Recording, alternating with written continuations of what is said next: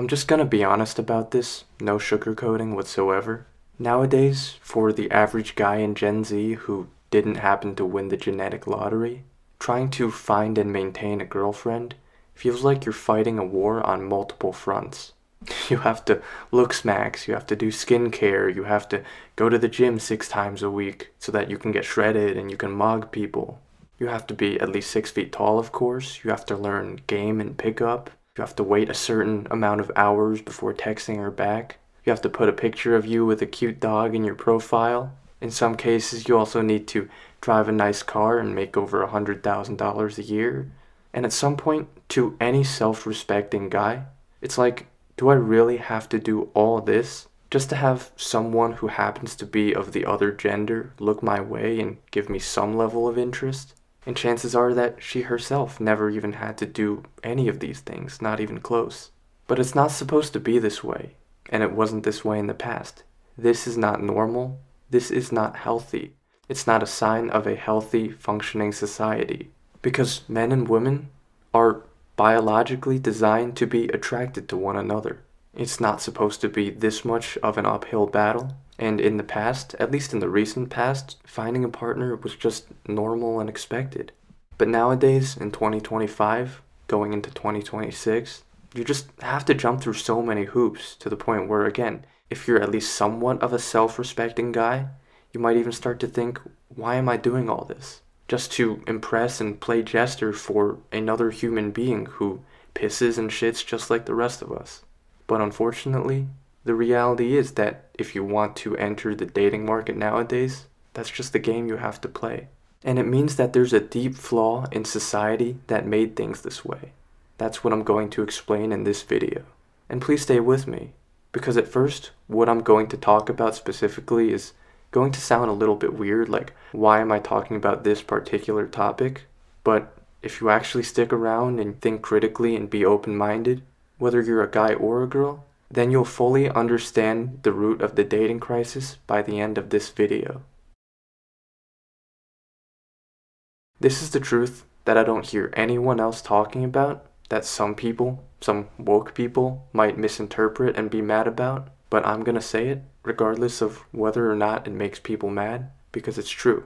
The reason why natural relationships between men and women have collapsed is because at some point in time, we as humans went too far in trying to cheat nature, and it started decades ago. The popularization of birth control was a big reason for the collapse of the dating market. Now, to be clear, this is not an argument for or against birth control, abortion, or any of that. This is, of course, not to blame women either. My point is to simply explain the consequences of it from a psychological and anthropological standpoint. Because before birth control became a ubiquitous thing, when a man and a woman would have sex, the woman would assume the risk of having children. That's just nature and biology, and that's what makes women more selective than men in the first place. Now, birth control historically has always been around in some form, but in the decades after the end of World War II, it became more popular, widespread, and easy to access than ever. In the 1950s, condoms were designed to be more effective than ever, and as a result, became more popular than ever. Then, in the 1960s, oral contraceptives, or birth control pills, were approved by the FDA, and shortly after, started being used in the millions. Then in the 1970s, that was when abortion became legal through Roe v. Wade. Obviously, the number of abortions started skyrocketing. And just on a political side note, ever since then, in every major election, women have largely been single-issue voters on the issue of abortion. But over time, birth control really changed human nature in that women no longer had to bear the potential consequences of their sexual choices. They could now choose to have sex with whoever they want, whenever they want, without needing to worry about the potential consequence of having kids, their natural biological imperative. And this, of course, represented a marked difference from the past, because in the past, due to this biological imperative, women would have to be more careful about who they slept around with, and a woman would have to prioritize things like loyalty, responsibility, compassion when choosing a partner. specifically because she would have to be cognizant of the fact that she could potentially have kids out of this, and those future children of hers, her own offspring, would need a good father to take care of them, and to take care of her as well. So in order to get sexual access to a woman, it was important for a man to be a man of real character, because that's what women would vet for before sleeping with them.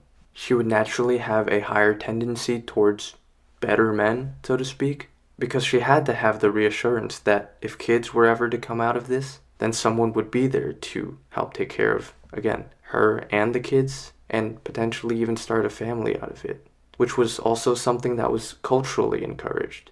On the other hand, a woman in the past knew that if she had sex with like a bad boy or whatever you want to call it, even if she found him attractive, then she might have to deal with the negative consequences of that, aka raising a kid without a father or with a deadbeat dad.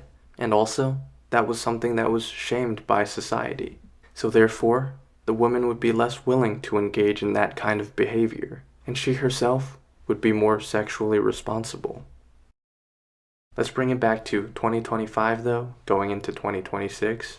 Relationships are now a total free-for-all, because nowadays women are simply allowed, and even oftentimes encouraged, to cheat their own human nature. They now have the ability to sleep with whomever they want, whenever they want, without any consequence, aka the possibility of having children. Women can now afford to be promiscuous because they don't have to pay the price for it. Whatever happens, they don't have to bear that natural responsibility of having kids. And so, with all this newfound freedom, it's only natural that women have become more hypergamous and are caring much more about superficial qualities like height and looks. They simply don't have to care about personality and long-term planning anymore. She doesn't have to think anymore, is he going to take care of me? Is he going to help me deliver the baby and help me during pregnancy? Is he going to eventually take care of the kids? Are we going to have a family together? She doesn't have to worry about any of that anymore due to 3 forms of birth control: condoms, oral contraceptives, and abortions. And so when those factors go out of the window in this decision-making process of who she gives her body to, obviously women will choose, whoever's the tallest, whoever's the best looking, the Chads, the Giga Chads, the Chad Lights. But yeah, now they have the social capital to be able to afford being with a guy purely based on his appearance.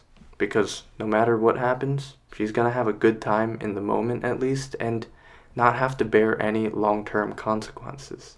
And so now, when looks are becoming the main factor in deciding relationships, and looks being something that's primarily genetic, if we're being honest, then obviously many men will be left out of the dating pool through no fault of their own.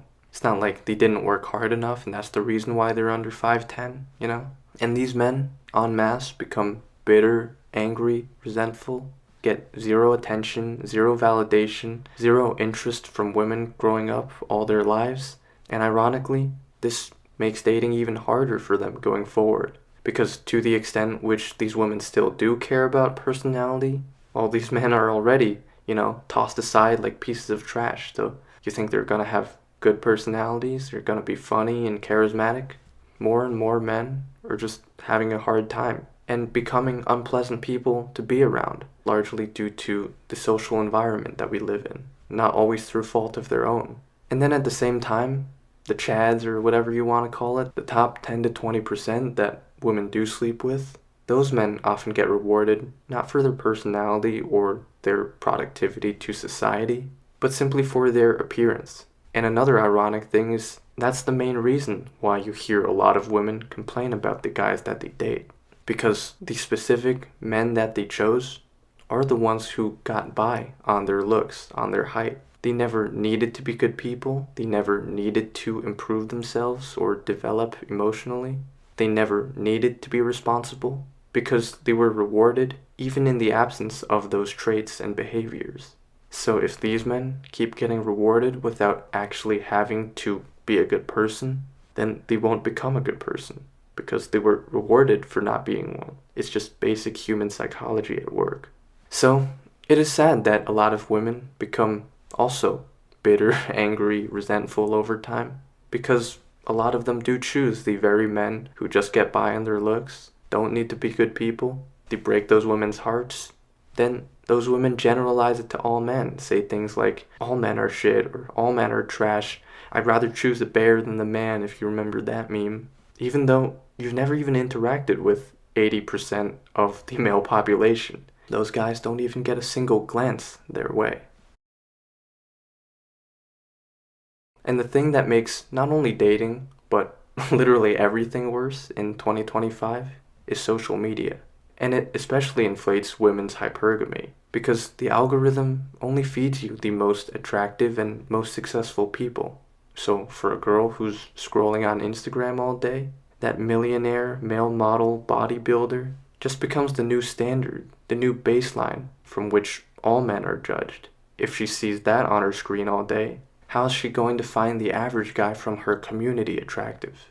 Same thing with all these dating apps, Tinder, Hinge, Bumble, because when a girl is essentially conditioned to be window shopping for guys just based on looks, just exclusively based on an image profile, then she's seeing hundreds of profiles a day of guys whose images are all maxed out. So it's only natural that her standards are going to increase. Swiping through hundreds and thousands of profiles every single day, many of which are like chads, how is she going to find the guy at work attractive?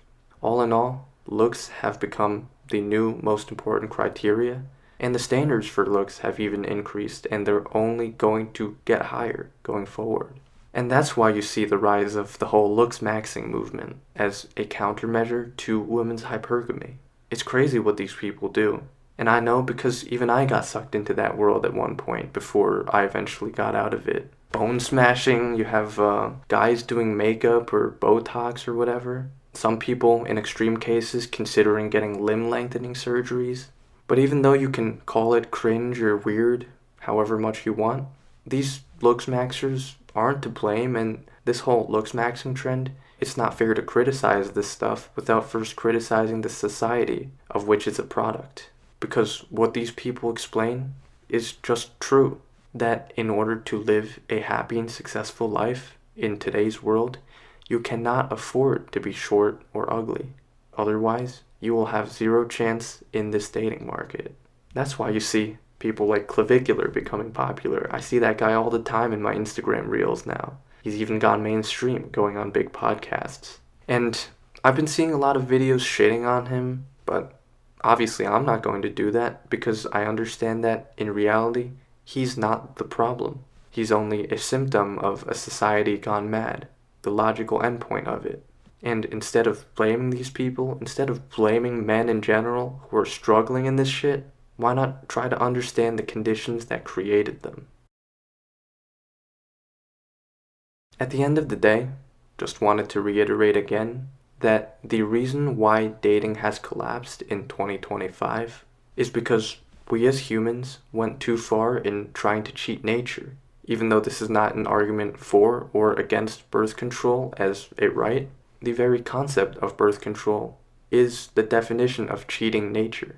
And the excessive abundance of it on a societal scale has allowed for women en masse to take less responsibility in choosing a partner, which allowed them to prioritize more superficiality in relationships, which in turn left many men lonely and single because they lacked the desired genetic features. And the saddest part is, all of this might have even ended up hurting women more than it did men, because rewarding men based on how they look and not how they behave did not incentivize good behavior. So a lot of them got treated badly, got left behind, and many of these women, ironically, got left as heartbroken and as single as the guys that they rejected. Again, just to drive home the core fundamental point in all of this that applies to every aspect of life, not just dating, it should come as no surprise that when humans try to cheat nature to a large enough extent, nature will always strike back. That's why relationships and birth rates are on the decline, especially in the West. That's why our very civilization is facing an existential threat. When the foundation of a relationship was more focused on the content of a man's character rather than how tall or good looking they were or how sharp of a jawline they had. Men were rewarded for good traits. Men were rewarded for being strong, competent, responsible, productive, loyal, courageous, because men would have an incentive to be that way. And those very character traits are what drove innovation, community, economic productivity. That's what drove America forward. That's what made America great. And over the time span of centuries, that's really what made Western civilization the way it is. When strong and competent men are rewarded both sexually and culturally, then they're going to continue to keep being productive members of society. And just to be clear for, the looksmaxxers and stuff out there, this is not at all to say that looks and superficial qualities didn't matter back then. Of course they did. They always have. So don't try to say I'm some kind of blue-pilled normie or some shit. But it's true that due to the social structure and the biological imperative of women in the past, they did care way more about personality qualities than they do now. That's just a fact. And all of this is also not to say that there weren't problems back then and the past was somehow perfect. Because historically, yes, there have been many instances where women were not treated well, and treated very unfairly, in fact. That's obviously not right, and I'm glad that society has progressed to a level where women are treated with dignity and respect just as a human being.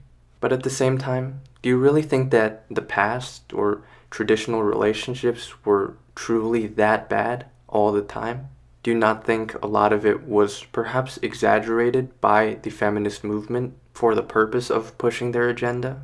Because radical feminism, in and of itself, only exists on the presupposition that the past was somehow dangerous and horrible for everyone.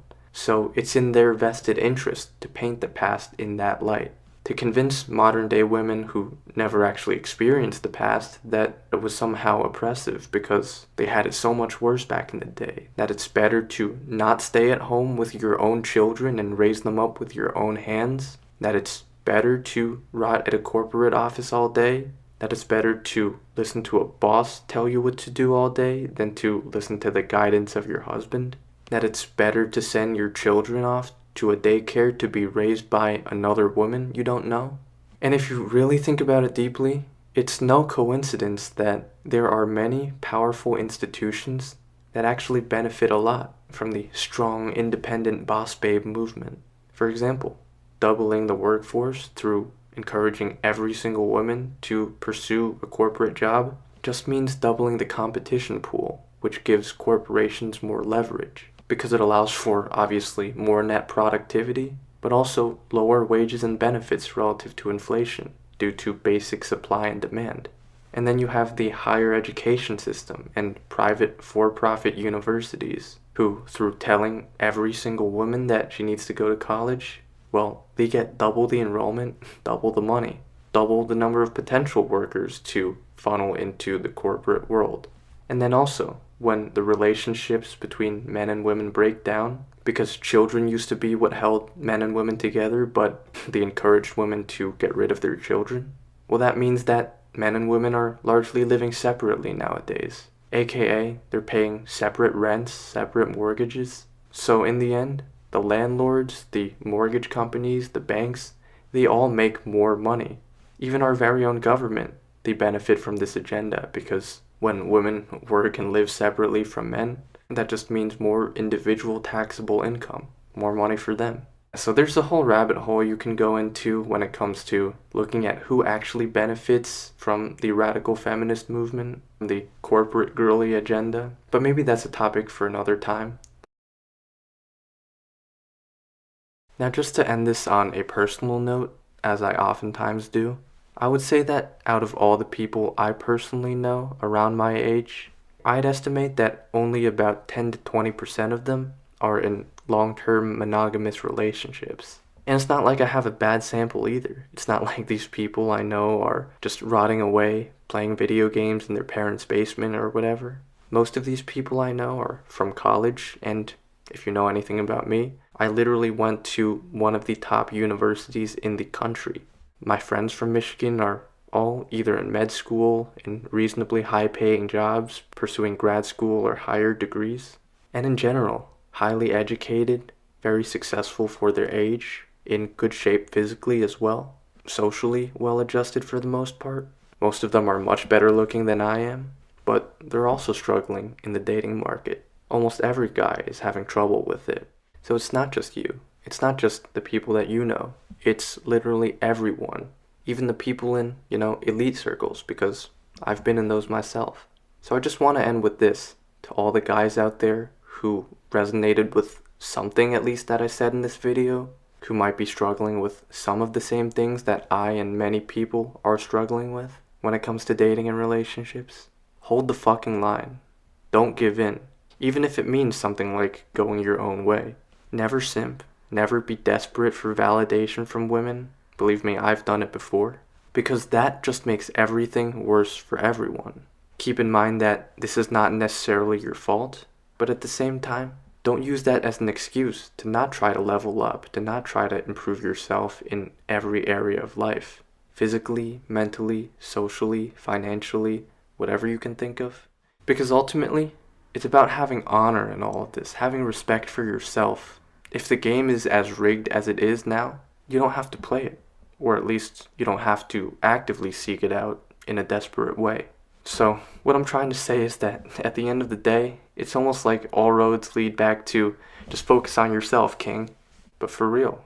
Because life is not all about women, believe it or not. And ironically, once you actually learn to have this level of respect for yourself, that's when you'll probably have your best shot. And even in all this, even despite everything I've said, obviously it's important to understand the world as best you can, even with its harsh realities. But please never lose hope completely. Those who are smart and those who actually watch till the end of my videos knows that I'm not a doomer, I'm not trying to be. In fact, it's quite the opposite. It's about understanding the cold truths of the world on a deeper level so that you can use that knowledge to your advantage and make the best life for yourself. So I'm not saying it's over. I'm not saying it's cooked. Even I have hope because I've seen with my own eyes couples and even young couples in 2025 who seem to be doing well and seem to be happy together. And I'm happy for them. So in all this, please don't ever forget the main theme of my channel, which is that even in a crazy and chaotic world, you can still succeed if you play your cards the right way. It's been a while since I talked about dating on here, but I feel like I can now approach it with a much more complete understanding and perspective of everything compared to some of my videos from the past. And, that's just about growth. Everyone grows in life, and I hope I'm a good example of that.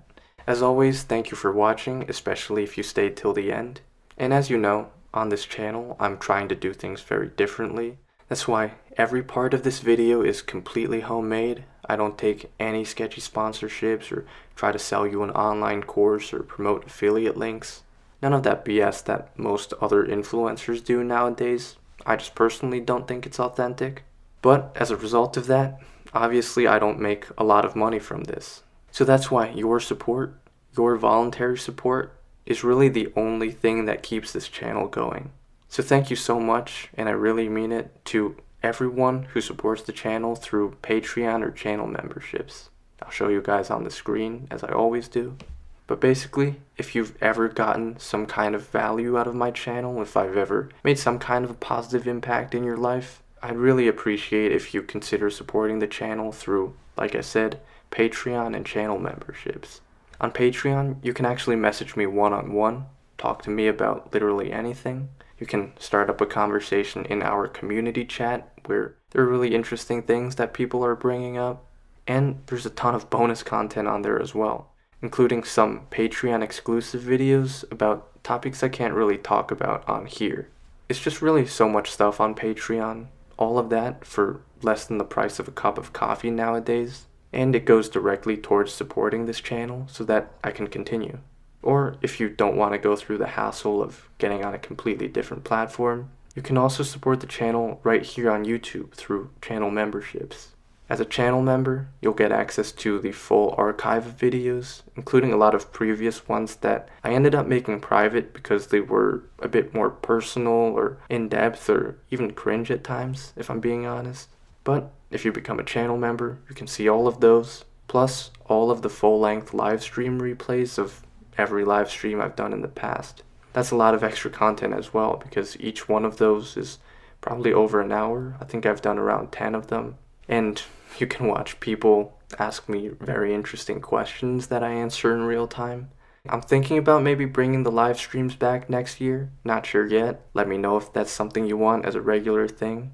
And finally, you already know I gotta plug the second channel. I live in a really cool part of America, and I like to explore it. So I take a lot of solo road trips or day trips, spend time outdoors, hiking, camping, all of that good stuff. That's what the second channel is about. It's a much different type of content than what's on here. Much more happy and wholesome because, there's always still good in the world.